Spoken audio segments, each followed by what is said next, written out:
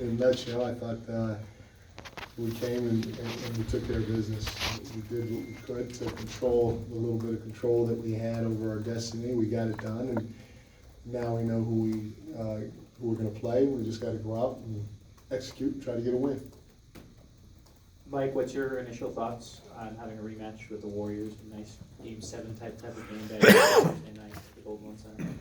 No, we welcome anybody that's in front of us.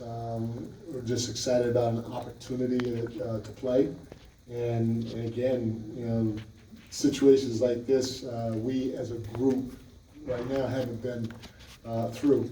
And so to go play one game right now, that's how I look at it, and swing for the fences, try to get a win. It's a great opportunity for us to go do it while trying to move on and growing in the same breath.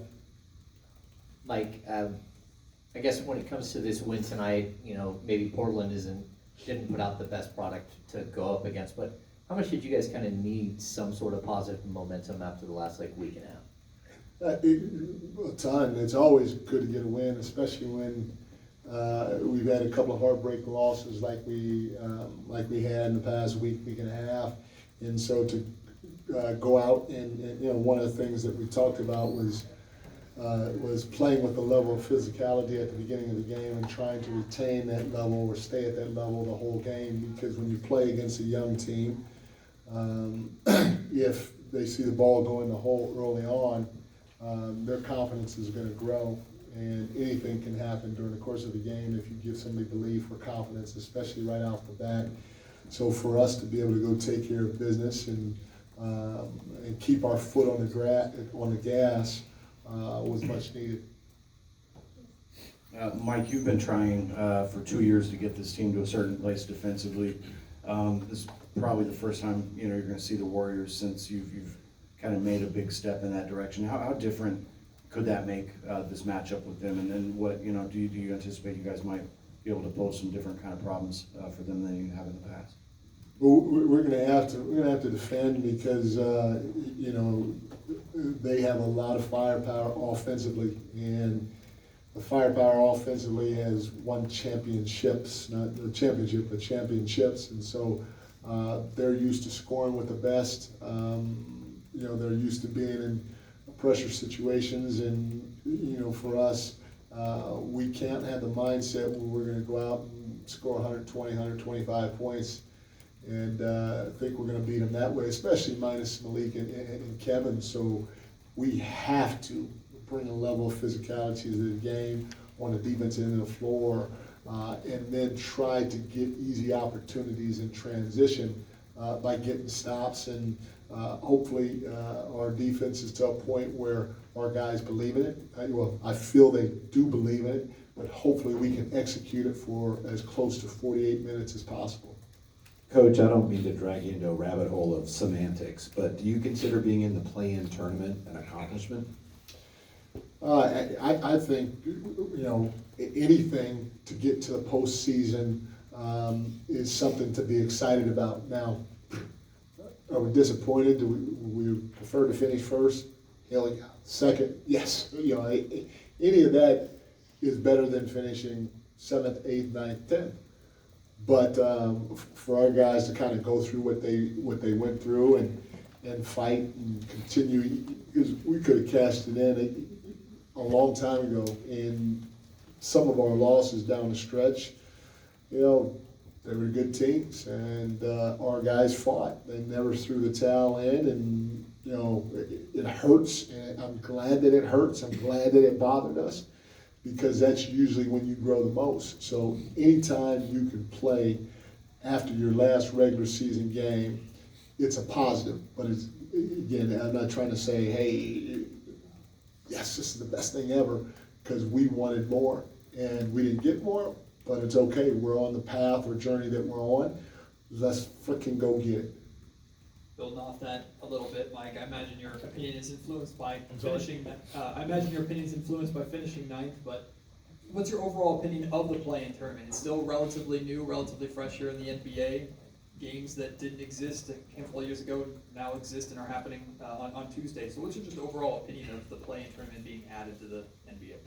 You know, at first, I guess I'm like everybody, when they first brought it up, I was like, man, this is not, it's no good, whatever. And after you watch it the first year, you watch it the second year, and you understand it more.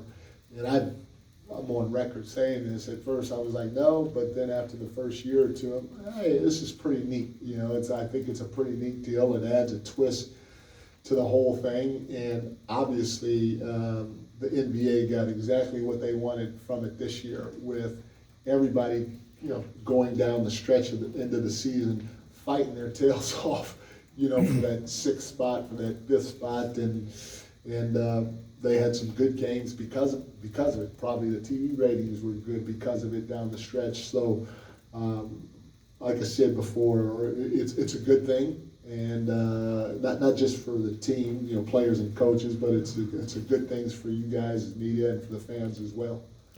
Coach, when you how do you view, you know, that the fact that you only have like one shot, one game, you can move on, one defeat, you know, that's the end of the season, because that kind of changes, you know, the whole dynamics of the thing.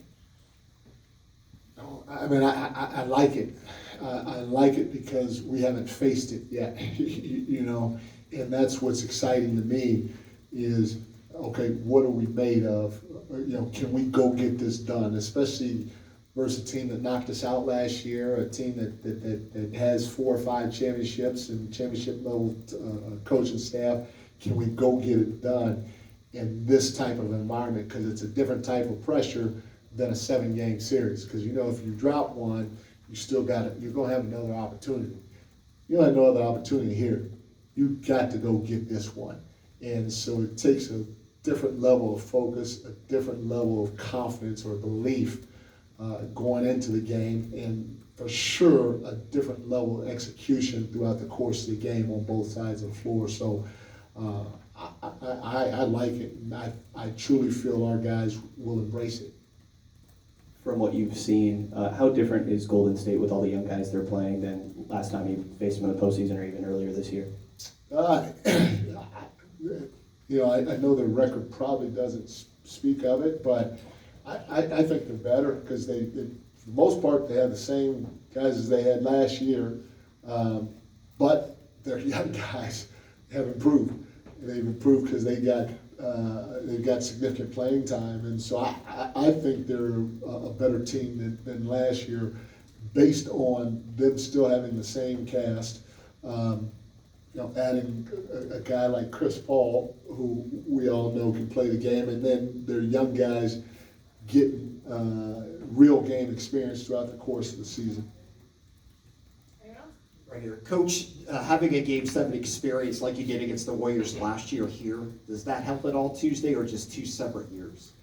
You know, everything helps, and you know, playing in that Game 7, feeling it, it does help to a certain degree, and it helps because, you know, as long as you have the same nucleus for the most part, you got the same coaching staff, you know, anything that you go through, you get the experience growth. And it's a little funky, a little different for us. Like Keon didn't experience it last year, and he's a big part of what we're doing. So it'll be great for him and, you know, Davion, Keegan to get another crack at it as a second-year player. It's great for all those young guys to get a taste of it, but it does help to a certain degree that we went to Game 7 last year and experienced that for sure. Mike, you just talked about growth there. You talked about that a lot during the regular season. What are some things you think you guys have learned this regular season? That's it. That's the end of the question. What have we? Yeah. What are some of the ways your team has grown and things you guys have learned this year? For sure, going through this year has given us a taste of what it means to play, to try to play at a high level, knowing you have expectations, not just from yourself, but from the media, from your fans, from the public. Dealing with it can be a roller coaster if you're not used to being in the position of a playoff team and dealing with it year 2. So I think That's definitely going to help us going forward. Having the next man up mindset based off the injuries, knowing that, hey, this guy goes down like Foxy did, and Keon stepped in and we beat a really good Oklahoma City Thunder team here, or on the road, Foxy goes down and we beat a really good Minnesota Timberwolves team in their building. But knowing that injuries should not be a concern, but if we do have injuries, the next guy has to step up and we have to do it collectively. We can be good enough if everybody is connected and buys into the process. We can be good enough to beat anybody. And then the last thing, and you know, obviously I have more time to reflect on this as the days go on, but the last thing is understanding that we can win different ways. You know, we don't always have to think we need to go out and you know, make 23s and score 125 points. Sometimes you can get a win if that ball's not going in the hole, and we don't have control over the ball going in the hole all the time. So let's make sure we understand how can we get a win on that given night. And I think our guys have embraced it, and that's what's helped us defensively, because I do think they believe that if we get stops and we win the possession game, we're good enough to give ourselves an opportunity to win against anybody in this league on any given night. Thanks, everyone. Thanks, Coach. guys. You guys finished?